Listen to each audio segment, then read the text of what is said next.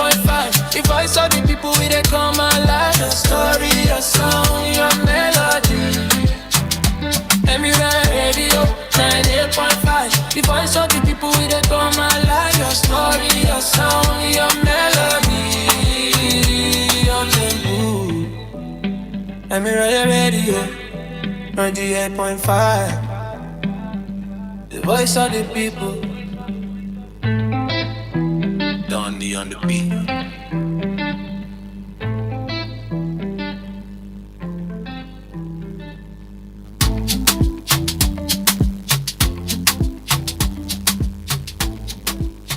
From politics and business to society and culture, we bring you sharp insights, highlights, and perspectives to start your day informed and empowered. This is Daily Rundown on Emirate Radio 98.5 FM.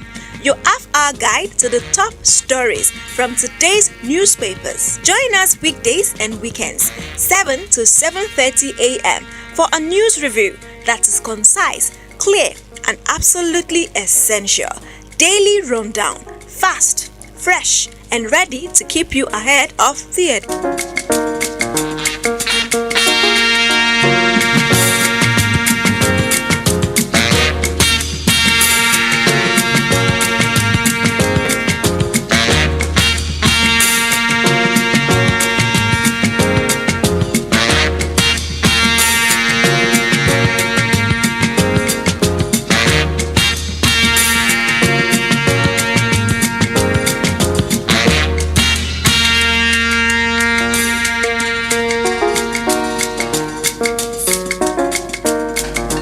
Hello, good morning. It is a beautiful Thursday morning, and you're tuned to Emirate Radio 98.5 FM.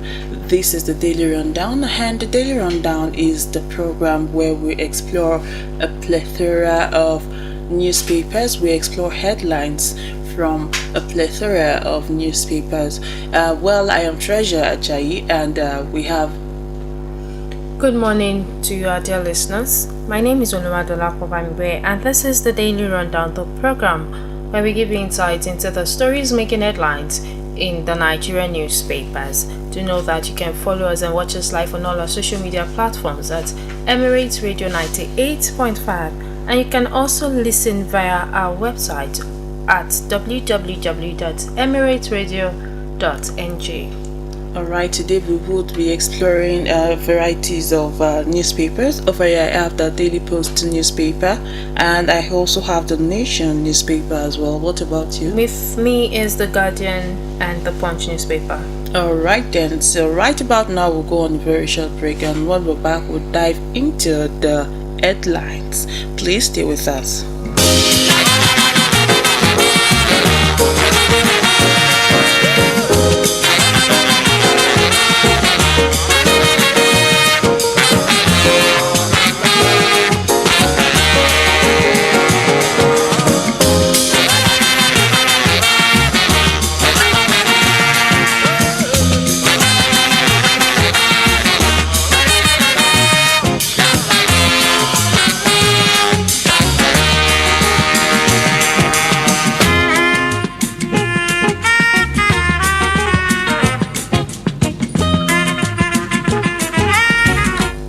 Alright, you're welcome back from that very short break. Remember, you're still tuned to Emirate Radio 98.5 FM, and this is the Daily Rundown. Well, from the Daily Post, I have this headline. It will be too late for Peter Obi to return to Labour Party, says Nenadi Usman. Well, starting with the Guardian newspaper this morning. PDP ADC kick as Supreme Court reserves judgment in leadership tussles. Still on the Daily Post, Labour Party under my leadership, not troublemaker. We're going to Supreme Court, says Abure.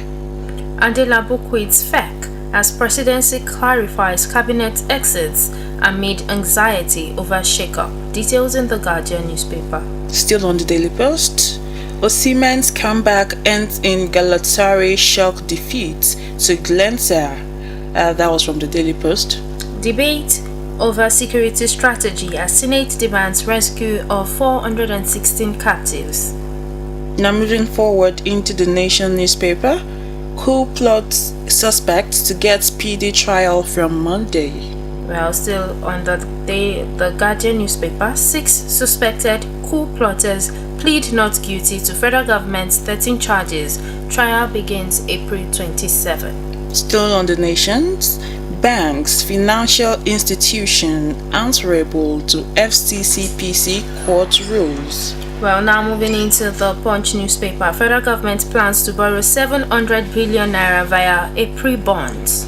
Finally, from the Nation newspaper, Lagos police confirm arrest of officer in viral extortion video. Well, on the Punch newspaper, federal government mourns as Nigeria's ambassador designate to Algeria dies. Also on the Punch newspaper, insecurity. Senate seeks campaign suspension in 8 northern states. Alright, right about now we'll go on a short commercial break, and when we're back we'll dive into the stories in full. Please stay with us.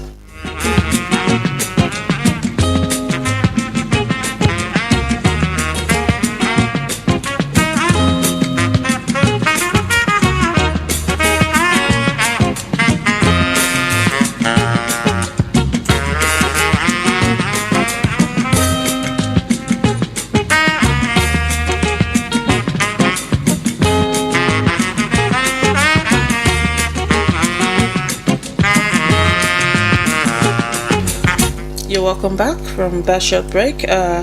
Please remember you're still tuned to Emirate Radio 98.5 FM, and do remember to follow us across all social media platforms at Emirate Radio 98.5, and do note as well that you can listen to us live via our website, which is www.emirateradio.ng. So back to the dailies. From the Daily Post, I have this headline: it will be too late for Peter Obi to return to Labour Party.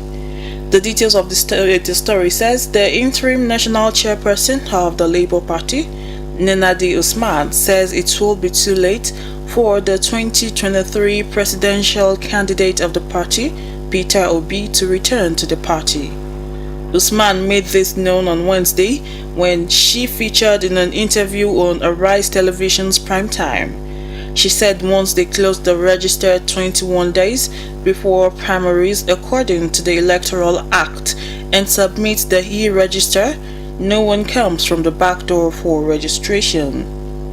It will be too late for Peter Obi to come back to Labour Party, because if you look at the Electoral Act, at some point we will close the register. You cannot come when that is done. Obi actually took the party to greater heights in 2023. There's nobody who can match that momentum like he did. Well, details of the story in the Daily Post.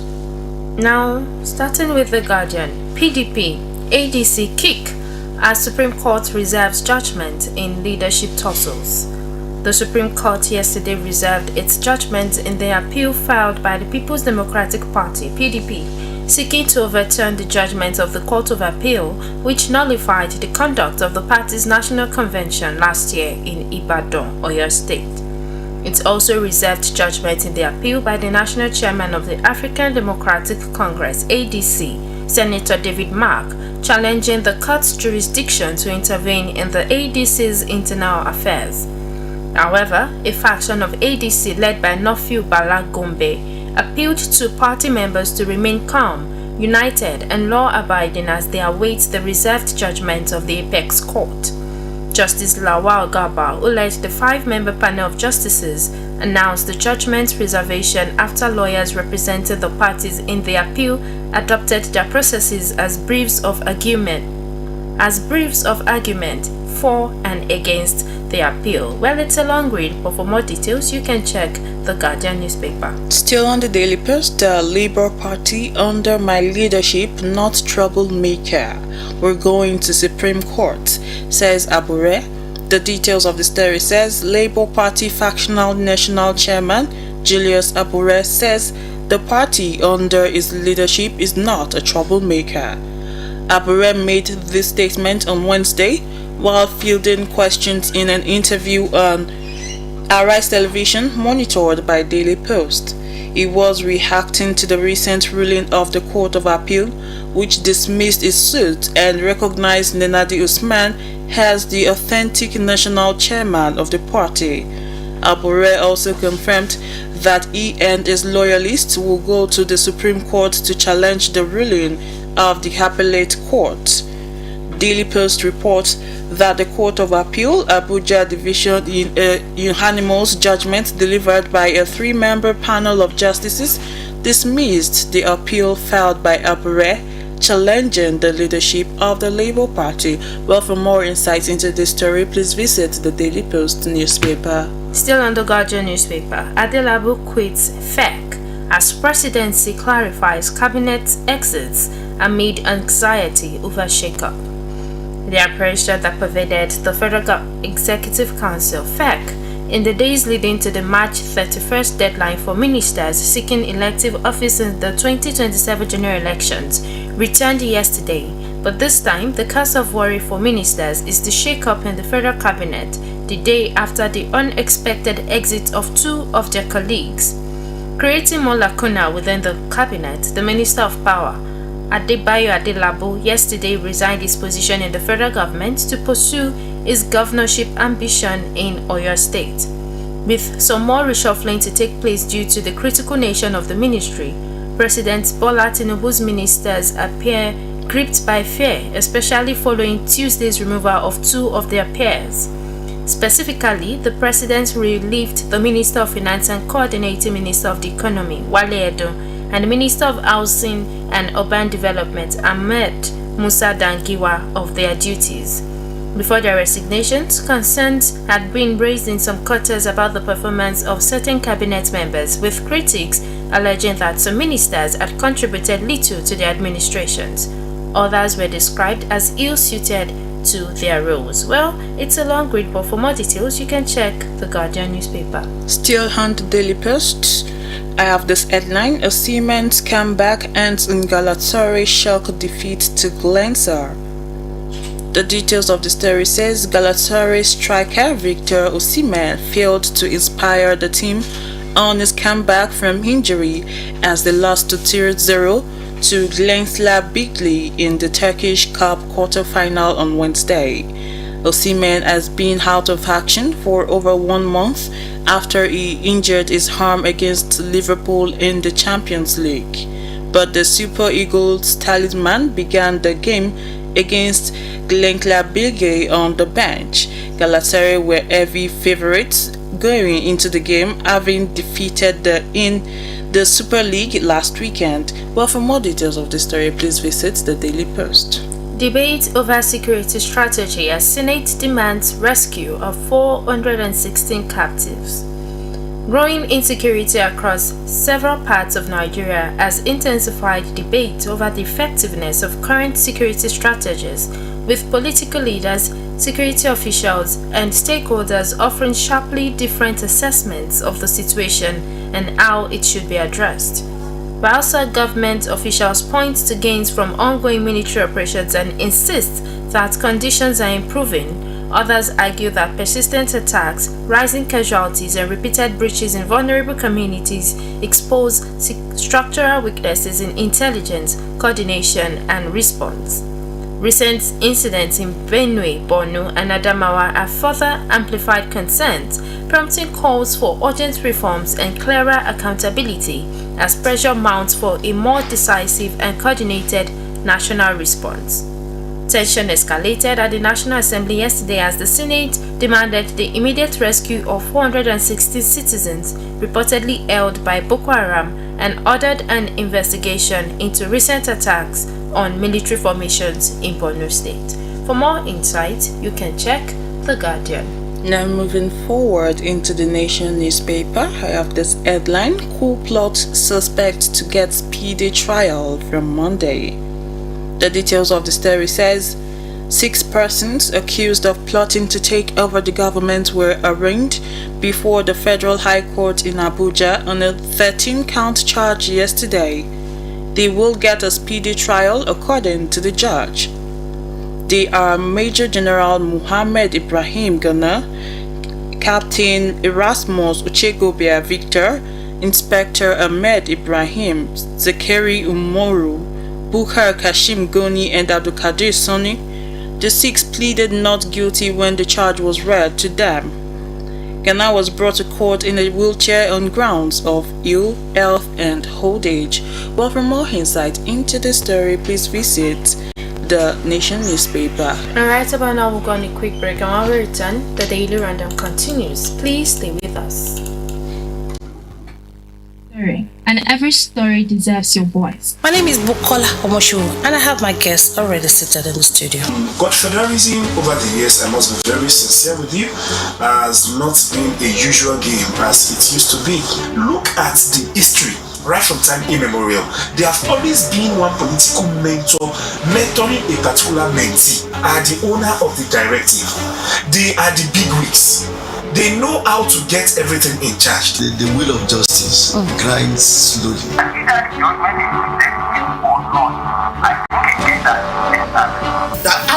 How is it possible for a NYSC copper coming to this state to be getting more salary than level 8 and Comrade, at that point I want to come in. At that point I want to come in. How this time around? No, I'm not allow you to go with it. No, but the truth about it is that in politics there's no permanent trade. We have a lot. We are looking at I'm happy. Well, we are coming home now. Standpoint. Your take, From your voice, relationships your to real nation. life, from career moves to cozy gist, from fashion trends to everyday slay, from laughter to lessons that truly matter. Welcome to Ladies Hangout, a space where women talk freely, honestly, and unapologetically. It's about love and life, style and confidence, dreams, dilemmas, and the many sides of womanhood. Join Treasure Ajayi and Owolabi on Ladies Hangout, airing 1 p.m. to 2 p.m. every Thursday on Emirate Radio 98.5 FM. Whether you're at home, on the road, or taking a breather from the day, pull up a chair because every lady deserves a safe place to gist. This is Ladies Hangout, where women connect, share, and grow together.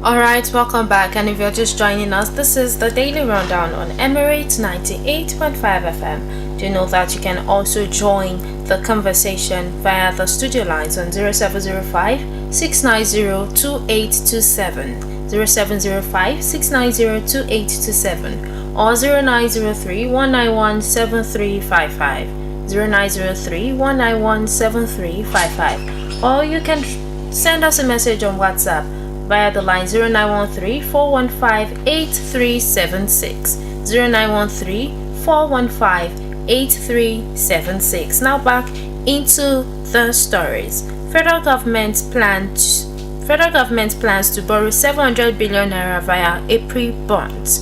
Detail says the federal government plans to raise 700 billion naira from the domestic bond market in April 2026, extending a gradual reduction in offer size as it continues to navigate elevated borrowing costs.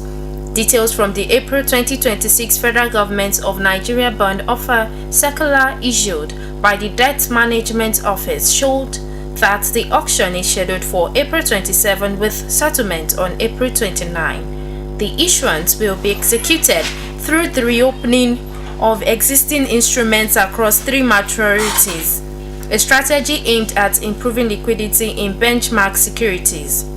The circular indicated that the offer comprises 300 billion naira of the 17.945% FGN August 2030 bond, 100 billion naira of the 17.95% FGN June 2032 bond, and 300 billion naira of the 22.60% Federal FGN January 2030 bond. But for more details into the story, you can check the Punch newspaper. Still on the Nation, so I have the headline: Banks, financial institutions answerable to FCCPC court rules. The details of the story says agency gets back into probe consumer complaints. the banks the court ruled are answerable to FCCPC. It dismissed a suit filed by the United Bank for Africa (UBA) and slammed 2 million naira on it. The decision has been described as a big win for bank customers. In a statement signed by its Corporate Affairs Director Ondaje Jago, FCCPC Executive Vice Chairman and Chief Executive Officer, Mr. Tunji Bello said this is a big victory for bank customers. The statement reads in its ruling, Presiding Justice James Omotosho affirmed the Commission's statutory authority to investigate consumer complaints involving banks and other financial institutions, Advocacy for consumer rights in the banking sector recorded a major boost today with a judgment by a federal high court in Abuja dismissing in its entirety a suit by UBA PLC seeking to contest the jurisdiction of the Federal Competition and Consumer Protection Commission (FCCPC). In its ruling, Presiding Justice James Omotosho affirmed the Commission's statutory authority to investigate consumer complaints involving banks and other financial institutions. Well, for more details of this story, please visit the Nation's newspaper. Still on the Punch newspaper, insecurity. Senate seeks campaign suspension in 8 northern states. The Senate on Wednesday urged the federal government to consider far-reaching emergency measures, including the possible suspension of political activities in 8 frontline states as insecurity continues to escalate across parts of the country. The call, which underscores growing concern within the National Assembly over renewed insurgent offensives, followed a point of order raised by the lawmaker representing Bauchi Central, Abdul Ningi, during plenary.